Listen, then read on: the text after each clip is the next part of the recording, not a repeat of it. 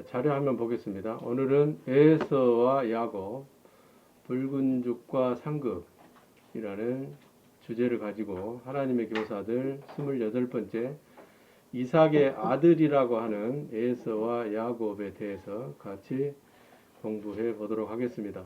지난주까지 해서 이삭에 관해서 3시간을 나눴죠. 3시간 동안에 주제가 뭐냐면 부헬 라헬 로이다. 부헬 라헬 로이로 내려갔을 때 이삭에게서 나타나는 증상들, 그리고 다시 믿음의 우물을 다시 파고 아버지가 팠던 우물, 아버지가 지켰던 우물, 아버지가 하나님으로부터 약속받은 맹세의 우물 브엘세바로 돌아갔을 때 60살 됐을 때 이삭이 낳은 쌍둥이 아들이 에서와 야곱입니다. 특히 에서의 팥죽과 장자의 명분에 대해서 정확하게 알지 못하는 부분들이 있는 것 같아서 그런 피상적인 의미보다는 좀 더 깊은 하나님의 경륜 안에서의 구원과 상급의 관점에서 같이 말씀을 나눠보려고 하는 것입니다. 오늘 본문은 창세기 25장 19절부터 34절에 나오는 부분인데 팥죽이란 무엇인가, 그리고 장자의 명분이란 무엇인가에 대해서 같이 은혜를 나누고자 합니다. 먼저 에서와 야곱은 누굽니까? 에서와 야곱이 누구냐고 하면 아브라함부터 나와야 되는 거예요. 아브라함의 손자이고 이삭의 아들이다, 이렇게 나와야 돼요. 그것은 아브라함과 이삭과 관계가 없는 인물들이 아니다. 창세기 25장 19절 20절에 보면 아브라함의 아들 이삭의 후손들은 이렇다. 아브라함이 이삭을 낳았고 이삭은 40살에 리브가를 아내로 삼았으니 리브가는 바단 아람의 아람 족속 중 부두엘의 딸이요 아람 족속 중 라반의 누이였더라. 이삭이 낳은 것이 아니라 이삭이 누구와 합해져 가지고 리브가와 합해져 가지고, 리브가는 이제 어떤 뜻이에요? 붙잡는다, 붙들어 맨다, 밧줄로 꽁꽁 붙들어 매는, 하나님을 붙잡는 그런 라카흐 할라크의 신앙을 가진 사람이라고 그랬죠. 그러니까 부엘 라헬로이로 이삭이 믿음을 떠나가 버렸을 때 아버지 아브라함이 했던 그 조치는 뭐냐면 믿음을 찾아주는 거였어요. 그 믿음을 찾아주는 것이 며느리로 부두엘의 딸인 리브가를 아내로 맡게 해주는 거죠. 나홀은 이 리브가의 할아버지인데 이름은 잠꾸러기예요. 근데 이 나홀이 누구하고 결혼하냐면 왕구라는 이름을 가진 밀가하고 결혼하는 거예요. 그래가지고 낳은 아들이 누구냐면 부두엘이에요. 이 게으름뱅이에게 누가 시집 오는 거예요? 왕비가 시집을 와. 왕비. 왕을 섬기는 하나님의 아들이 의지를 가진 밀가가 시집을 와서 낳는 아들이 아주 좋은 아들 부두엘, 하나님의 아들, 하나님의 사람, 하나님 안에 거하는 자. 그 하나님 안에 거하는 자가 낳은 아들이 라반이라는 표백된 자, 하얗게 된 자이고, 그가 낳은 딸이 리브가인 거예요. 그러니까 그 집안의 내력을 보면 이 하나님의 사람들이 어떻게 해서 태어나고 어떻게 해서 훈련받고 어떻게 하나님의 아들로 사람으로 세워져 가는지를 알 수가 있는 거죠. 그래서 에서와 야곱은 하나님의 아들들을 말하는 것이다. 이삭과 리브가가 낳은 아들이기 때문에 그 상징성들이 있는 것이지만은 하나님의 아들들의 삶을 에서로 살아내느냐 야곱으로 살아내느냐, 그런 것들을 지금 설명하고 있는 것이다. 이건 전제로 봐버리면 에서는 옛사람이고 야곱은 새사람인 것이 되는 거지만은 또 야곱 안에도 에서가 있고 또 이스라엘이 있는 거예요. 어쨌든 에서와 야곱은 아브라함의 후손이다. 아브라함은 하나님과 언약한 하나님의 아들을 말한다. 하나님과 언약한 하나님의 아들의 삶이 에서의 삶을 사느냐 야곱의 삶을 사느냐, 그걸 이렇게 보여주는 것이 에서와 야곱의 메타포이다. 그렇게 말씀드릴 수가 있겠습니다. 팥죽은 무엇인가? 아다시라는 우리나라 말로는 팥이라고 번역된 이 말이 렌틸스예요. 렌즈콩이라고 하는데 붉은 것이에요. 붉은 것. 근데 실제로는 붉지 않은데 에서가 볼 때 붉은 거예요. 그래서 이 죽이라는 말은 포테이지라는 발음을 포티지라고 하기도 하는데, 포타즈라고 하는 야채 스프예요. 걸쭉한, 그냥 그 훌훌 마실 수 있는 그런 국물 스프를 말하는 게 아니고 걸쭉한 진한 야채 수프를 보고 여기 나오는 나지드라고 하는데, 보통 그 고대 근동의 베두인 족속들은 이걸 밀가루를 반죽해가지고 넓게 펴죠.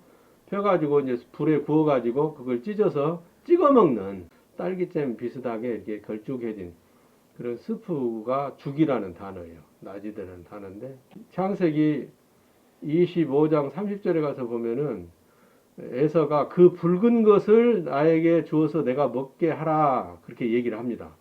그것이 이제 창세기 25장 34절에서는 야곱이 에서한테 준 떡과 팥죽으로 나오는 거예요. 먹은 에서가 하는 행동을 보면 알 수가 있거든요. 그래서 창세기 25장 30절에는 문자적으로 보면, 사실적인 얘기로 보면, 사냥 나갔다가 들어와서 배가 고프니까 내가 지금 엄청 배가 고프다. 그러니 배가 고프고 피곤하니 내가 그 붉은 것을 먹고 기운을 좀 차렸으면 좋겠다. 그렇게 얘기하는 장면이 창세기 25장 30절에 기록되어 있는 말씀입니다. 근데 뒤에 이제 25장 34절에 가서 보면 그것을 뭐하고 바꿔버려요? 그 붉은 죽하고 이 장자의 명분하고 바꿔버리는 거예요. 이것을 내용들을 남은 시간 동안 좀 자세히 들여다보도록 하겠습니다. 장자의 명분이라는 것은 태어나자마자 갖게 되는 권리, 상속권입니다. 상속권. 뭘 말하냐면 하나님의 아들이 되면 당연히 하나님으로부터 받을 권리와 권세가 있는 거죠. 그걸 말하는 거예요. 그러니까 이 에서는 그걸 버려버렸다는 거예요. 망령된 놈이에요. 망령된 놈. 히브리서에는 이 얘를 뭐라고 얘기를 하냐면 망령된 행실을 했다 그렇게 말하거든요. 스스로가 멸망의 길로 들어가 버린 거예요. 경홀히 여겼다라는 얘기는 창세기 25장 34절에 보면 에서가 장자의 명분을 경홀히 여겼다 이렇게 번역을 해놨는데, 조금 이렇게 부드러운 표현이에요. 경홀히 여겼다는 얘기는. 바자라는 히브리 말이 쓰였는데 경멸하다, 멸시하다, 싫어하다 이런 뜻이에요. 굳이 거부하는 거예요. 굳이. 아니 준다고 하면 그냥 받아야 될 줄로 믿죠? 네. 준다고 하면 그냥 받으면 되잖아요. 근데 좋은 것을 준다고 하는데 굳이 거부하는 거예요. 그 무슨 심보냐 이 말이지. 나쁜 심보죠. 그래서 경홀히 여겼다는 아주 점잖은 말로 이렇게 표현해놨는데, 그냥 소홀히 취급한 정도가 아니라 거부하는 거예요. 거부. 굳이 좋은 것을 준다는데, 준성아. 네. 굳이 12월 말까지 일하라는데 네가 굳이 거부할 필요는 없잖아. 네. 그걸 말하는 거거든. 아직 일자리가 기회잖아. 근데 강준성 씨, 네. 당신은 12월 말까지 일을 해줬으면 좋겠습니다 하고 얘기하니까 싫어요. 그만할 거예요. 한 달 월급 못 받는 거 아니야. 그걸 말하는 거야 지금. 에서가 하나님이 좋은 것을 준다고 하는데 일부러 그걸 반대 의사를 표시하고 거부하고, 그 주는 사람을 멸시하는 것이거든요. 이게 주는 사람을 경멸하는 것이에요. 아카르하고 비슷한 어감을 가진 단어예요. 아카르하고. 창세기 25장 34절에 보면 일어나서 갔으니 그러잖아요. 갔다라는 이 단어가 어떤 단어냐면 할라크야. 할라크. 그 붉은 죽에 사로잡혀서 나갔다는 거예요. 어디로 갔을까? 광야로 간 거예요. 광야로. 이게 지금 여기는 어디예요? 이삭의 집이죠. 이삭의 집, 브엘세바의 집이거든요. 나가는 거예요. 문자적으로 보면 나갔다고 이렇게 표현해 놨는데, 가다라는 이 단어가 할라크인데 사로잡히다. 그것에 사로잡혀서 살다. 노아가 하나님께 사로잡혀서 하나님에게 뿅 가가지고 하나님하고 같이 의논하고 살았다. 그런 때 등장하는 단어거든요. 근데 에서는 무엇에? 그 붉은 죽에, 그 붉은 것에 사로잡혀가지고 살았다. 그런 거예요. 하나님이 할아버지 아브라함과 언약하시고 자기 아버지 이삭과 언약하신 그 헤리티지, 그 상급을 굳이 안 받겠다고 미드바로 광야로 나가서 털사람 행세를 하며 이성은 짐승처럼 산다는 것을 이렇게 번역을 이렇게 해놓은 거죠. 에서가 보여주는 상징성은 무엇인가? 창세기 25장 25절에 보면 에서를 설명하기를 털사람이다. 이게 털사람이다. 에서라는 이름은 에사우라는 히브리 말인데, 털이 많은, 짐승 같은 이성 없는 사람이다 이런 말이에요. 하나님에 대하여 거칠고 강팍한 사람이다. 그러니까 첫사람 아담, 옛사람을 상징하는 거예요. 먼저 나왔으니까 첫사람인 거예요. 자기의 고향인 광야를 좋아해. 그러니까 붉은 것을 갖다 주니까 붉은 것을 먹고 그 붉은 것에 사로잡혀서 미드바로 광야로 다시 나가는 거예요. 그 다음에 이제 창세기 25장 30절에 가서 보면 에서의 이름은 에돔이라고 나와요. 에돔. 근데 이 에돔은 붉은 흙을 나타내는 아담에서 나온 말이에요. 아담에서. 아돔을 이제 번역해 놓기를 에돔이라고 번역해 놓은 것이거든요. 그래서 아담에서 유래한 이름으로 거기 보면 창세기 25장 30절에 보면 전신이 갓옷 같았다 이런 말이 나와. 이 갓이라는 말, 가 밑에 지읒 받침, 이 갓옷 같다라는 말은 무슨 말이냐면 이 갓이라는 말이 검은 털이에요. 검은 털. 사람의 검은 머리털, 짐승털을 말하는 거예요. 전신이 갓옷과 같았다. 그 말은 어떻게 다시 정리를 해야 되냐면 사람 전체가 짐승털로 된 옷을 입은 것처럼 검었다 이렇게 바꿔놔야 돼요. 그래야 에서의 정체성과 상징성에 대해서 정확히 설명해 줄 수가 있는 거죠. 그러니까 이삭의 후손이고 아브라함의 후손이라 언약 안에 있는 하나님의 아들이기는 하나 살아가는 삶의 모습이 그에게서 나오는 행동거지가 짐승 같은 것이요.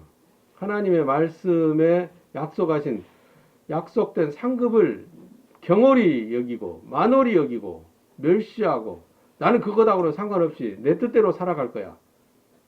그냥 배가 고파. 그냥 내 생각대로 살아갈 거야. 그렇게 말하는 그렇게 의지를 나타내는 하나님의 아들이라고 그 상징성을 보여준다고 말할 수가 있는 거죠. 그렇다면 야곱은 어떤 상징성이 있는 것이냐? 야곱은 히브리 단어로는 야코브라는 말인데 처음에 소개할 때는 속이는 자라고 그래요. 속이는 자. 발꿈치를 잡은 자 이렇게 소개돼요. 그런데 사실은 속이는 자는 거짓의 아들이고 요한복음 8장 44절에 보면 너희는 너희 아버지가 누구다? 거짓말쟁이다. 그러니까 너희 아버지가 했던 것처럼 너 자신을 죽음에 내버려 두고 있고 계속해서 속이는 것을 행동의 목표로 삼는 것이다. 그렇게 요한복음 8장 44절에 얘기하거든요. 그러나 처음에 소개할 때는 야곱은 뒤꿈치를 잡았다. 속이는 자이다. 이런 뜻이 있는 거지만은 뒤에 가서 창세기 25장 27절에 가서 그의 삶이 어떠했는가를 보면 첫사람 아담의 후손으로 사는 것이 아니라 운명이 바뀐 자로 살아가는데 거기에 힌트를 얻을 수 있는 단어가 뭐냐면 야곱은 종용한 자로 장막에 거하고 그런 표현이 나오죠. 창세기 25장 27절에 나오잖아요. 그런데 종용하다라는 말은 그냥 조용하다, 정숙하다 그런 의미가 아니에요.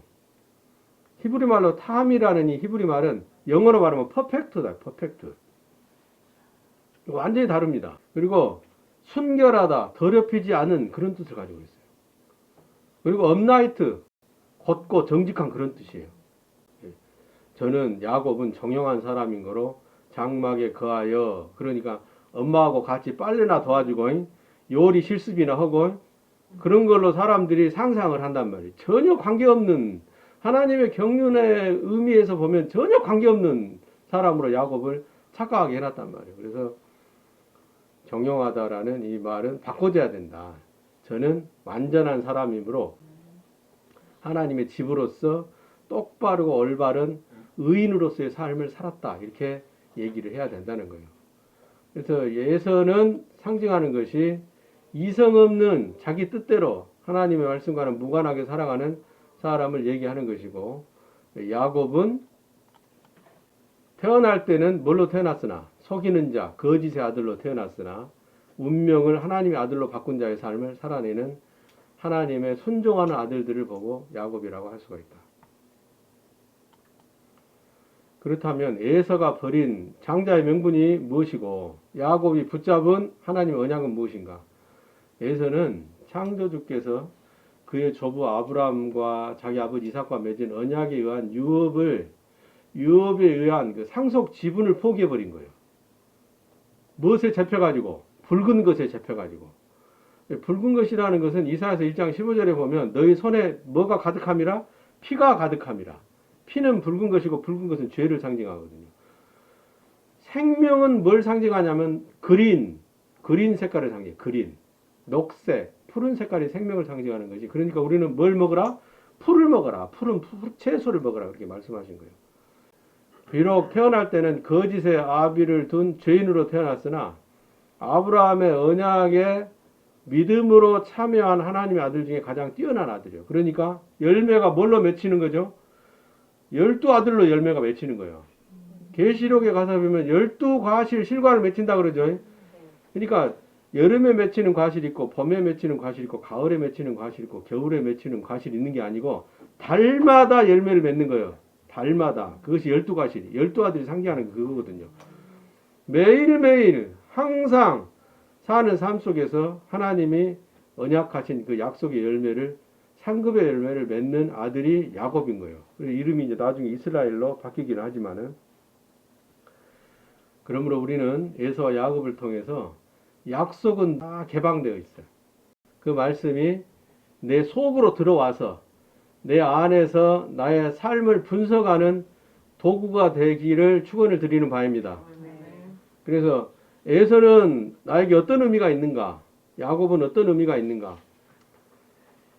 항상 말씀을 들여다볼 때 구원과 상급의 관점에서 또 이것은 존재로 봐야 될 것인지 성분으로 봐야 될 것인지 사람 속에서 일어나는 죄의 작용과 내 의지에 관련해서 말씀을 봐야 될 줄로 믿습니다. 그래야만이 그 말씀이 내 삶에 직접 적용이 될 수가 있고 그 적용이 된 말씀이 삶으로 사라지는 거예요. 사라지다 보면 합당한 열매들이 맺혀요. 항상 아버지하고 관련을 시켜. 나는 당신의 앰버서더 대사입니다. 나를 통해서 비춰지는 모든 것이 아버지하고 바로 연결되기 때문에 내가 누추해지거나 다른 사람 보기에 조금 짜잘해 보이면 안 된다는 내가 내 모양을 내려고 자꾸 하지 말고 아버지 때문에라도 내 모양이 이래서는 안 된다. 그런 생각을 가지고 이거 이제 우리 사모님이 부러울까 안 부러울까? 내 통장으로 들어왔으니까 자기 통장 아니고 내 통장 우리 공동 계좌가 아니잖아요. 부러워하더라고. 어떻게 당신은 그렇게 아버지한테 부탁하면 즉각 그 시간에 일이 이루어지고 그럽니까? 그 비결이 뭐냐고 가르쳐 주라고. 비결이 뭐냐. 그래서 내가 가르쳐 줬을까요? 안 가르쳐 줬을까요? 이 세상에서 제일 사랑하는 여인인데 내가 왜 안 가르쳐 주겠어요? 그래가지고 한 40분간에 걸쳐서 설교를 해줬어. 설교를. 목사는 가르친다는 게 설교하는 거잖아요. 아주 작은 것부터 시작했어. 아주 큰 것까지 모든 것을 아버지 편으로 드는 거예요. 누구라고 분통 터지게 얻어맞으면서도 아버지 편을 들어주는 거야. 그러니까 아버지한테 내가 잘못해서 정아리 맞을 수도 있잖아요. 정아리 맞으면서도 아버지 사랑해요. 아빠 고마워요. 아빠 감사해요. 그런 아들. 아버지하고 코드가 딱 맞으려면은 매 맞으면서도 감사하자. 안 좋은 형편에서도 항상 우리 아버지 편을 들어드리자. 그래서 항상 문제는 나에게 있지 아버지한테 있는 것이 아니라는 것을 우리가 다 새겨야 돼요. 큰 일이나 작은 일이나. 그럴 때 작은 이런 체험부터 시작해서 위대하고 큰 일까지 우리를 통해서 하나님이 드러내실 줄로 나는 믿습니다. 그래서 에서의 자세로 살아갈 것인가? 야곱의 자세로 살아갈 것인가? 당장 급한 그 배고픔을 자기 생각을 포기하지 못해서 그 어마무지한 하나님의 언약의 상급을 포기해버릴 것인가?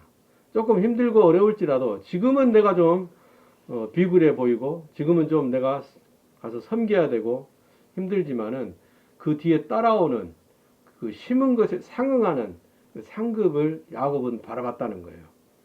그 사람이 바로 하나님의 아들로 태어나지는 않았으나 거짓의 아비를 둔 마귀 자식으로 태어났으나 하나님의 아들로 신분이 바뀐 다음에는 결코 자기 정체성, 하나님의 아들로서의 정체성을 포기하지 않고 야곱이 이스라엘을 되는 그런 복을 포기를 하지 않고 기필코 아브라함 우리 할아버지에게 약속하신 하나님이, 이삭 우리 아버지에게 약속하신 하나님이 나에게도 약속하시도록 내가 그 언약 안에 들어가야 되겠다 하고 결심해서 완전한 하나님의 아들로서의 삶을, 하나님의 집으로서 하나님의 밭으로의 삶을 살려고 결단했기 때문에 야곱이 12가지 실과를 맺는 아들들을 얻은 거예요. 그래서 우리의 삶이 에서와 같지 않고 야곱과 같아야 된다. 나중에 이제 그 에서의 삶이 어떻게 풀어지는가 보면 여전히 광야의 삶을 살기 때문에 광야의 여인을 만나서 광야의 자식들을 낳고 이때까지 사람들의 입에 회자되기로 그 죽 한 그릇에 마음이 팔려서 엄청난 하나님의 언약의 상급을 포기해버린 반면교사로 사용되어지는 거예요. 그러나 야곱은 발뒤꿈치를 잡은 자, 속이는 자라는 처음 이름의 뜻을 가지고 있었지만 이스라엘, 하나님을 붙잡은 자로서의 12가지 실과를 맺었던 것입니다. 우리 삶에 항상 나를 정련하시고 연단하시는 하나님의 그 숭고하시고 위대하신 하나님을 위한 그 목적, 그 안에 나를 위한 목적이 들어있다는 것을 명심해야 될 줄로 믿습니다. 그래서 언제나 좋은 일이나 나쁜 일이나 항상 하나님의 주관 아래 하나님의 뜻을 이루어가는데 이 모든 시간표가 진행되어져 가고 있다. 이렇게 알고 있어야 될 줄로 믿습니다. 기도하겠습니다. 주 하나님 여호와께서 우리 모든 소망의 항구의 가족들에게 복을 주시고 항상 보호하시고 지켜주시기를 원하며 평강한 얼굴로 우리 모두를 바라보시고 범사에 약속하신 풍성한 상급이 넘치시기를 원하며 우리 모두를 날마다 형통하게 하시기를 축원하옵나이다. 아멘. 감사합니다. 수고하셨습니다. 자, 감사합니다. 여호와